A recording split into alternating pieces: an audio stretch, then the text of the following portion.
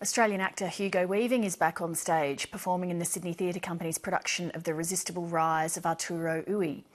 Bertolt Brecht's political satire is based on the rise of Adolf Hitler in Nazi Germany, and this adaptation puts a modern spin on the themes of greed, power and corruption. Hugo Weaving spoke to Tracy Bowden about the temptation to base his character on a certain president and his support for the Me Too movement. All right, standing by, everybody. Taking it from Ui's entrance, and thank you.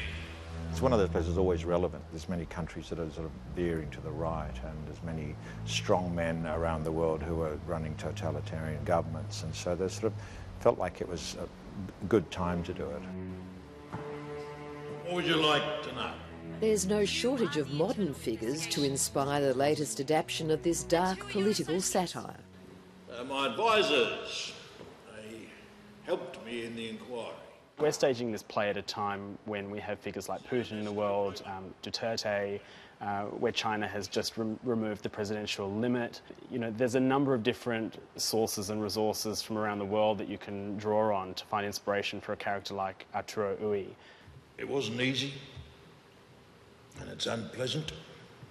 Mr. Dogsborough, concerned about the way certain public funds were being spent, employed me to track down the money trail of certain budget lines, the hard-earned savings of taxpayers that had mysteriously found their way into a sorting and dispatch business and then vanished. It's a role I wanted to play many years ago. I actually first saw John Bell play it back in the 70s, I think. Tell us about your character.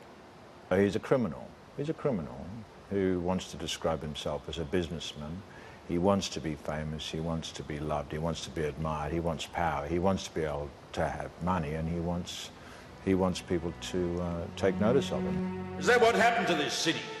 We can't tell black from white anymore. We can't tell the criminals stomping on our faces from the generous benefactors and altruists. Bertolt Brecht wrote the play in 1941, based on the rise of Adolf Hitler. With Ui, I mean, I thought, well, we're not going to do an Adolf Hitler impersonation. I'm not going to go down the Trump road because it's sort of too ridiculously obvious, and actually it diminishes both the play and the character if you just fix the character in a cartoon version of one person we know. So I've thought about all sorts of people, from Idi Amin to Putin to Trump. In your most recent projects and the current one, you've played a gangster, an assassin, a fugitive, a killer. Are you drawn to these dark roles? I am drawn to complex characters, certainly. I'm not drawn to playing killers, no.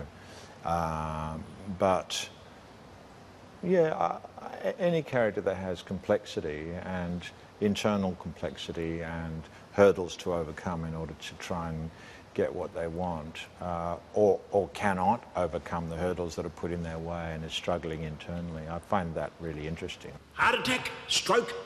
And either way, this honest businessman clearly had some colourful identities for friends. The irony of Hugo is that he often plays quite dark characters, and in reality he is such a warm and charming individual. And I think because he himself has that warmth and that charisma, he brings a complexity to these dark, often violent roles, and he's able to kind of draw you into them. And I have completed my investigation.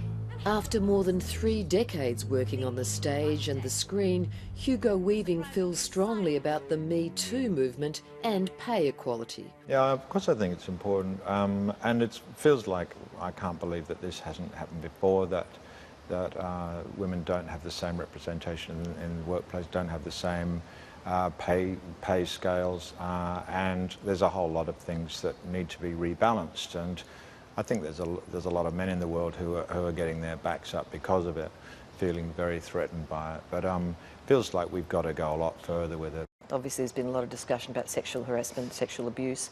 During your time in the industry, have you witnessed anything that you thought was bad behaviour or was part of that culture? No, not really personally. But I mean, it's more on the street. It's funny, it wasn't something that I felt in the space of a rehearsal room. I've always felt, by and large, almost always, rehearsal room is a very safe space for actors. I generally find most actors incredibly sensitive and supportive beings. Obviously, that's not always the case, but I've never come across that sort of obvious harassment in the workplace as an actor. I find it more, say, in the film industry, but more from a point of view of strong man producers who are just being generally abusive, physically, verbally abusive, abusing their power. This definitely has the whiff of a witch hunt.